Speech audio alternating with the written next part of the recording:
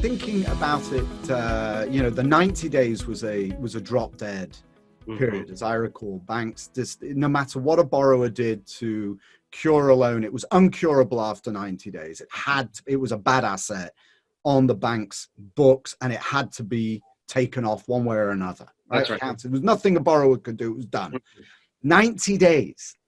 So if the first wave of defaults on mortgage payments was April 1, that puts us at May, April is the first, right? So those are now what, 30 days, May and June. So it's June 1st that is really, if there's going to be a big wave of non-curable defaulted loans, that's the date that we should keep an eye on, is it, you think?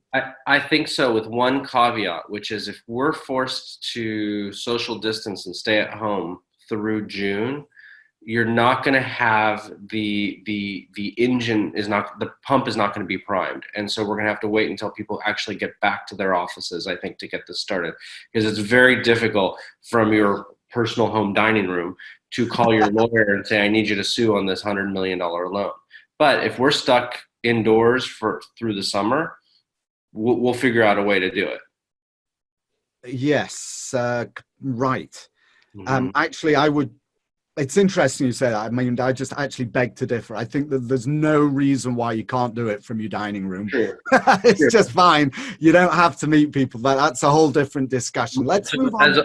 As a lawyer, the biggest concern I have is access to the courts right now, because to do a receivership, you specifically need to go to court.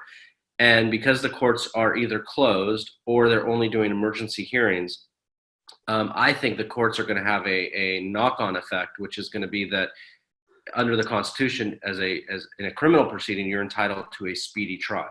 Okay. And right now, if we're not getting to those speedy trials, the courts are going to be overwhelmed with the criminal docket, and they may just push off the civil docket for a while until they get through all those criminal proceedings. So we may be in kind of civil court limbo for a while, where we've got motions to appoint receivers just waiting, sitting. And if I'm a lender in that situation, you know what I do? I sell the paper.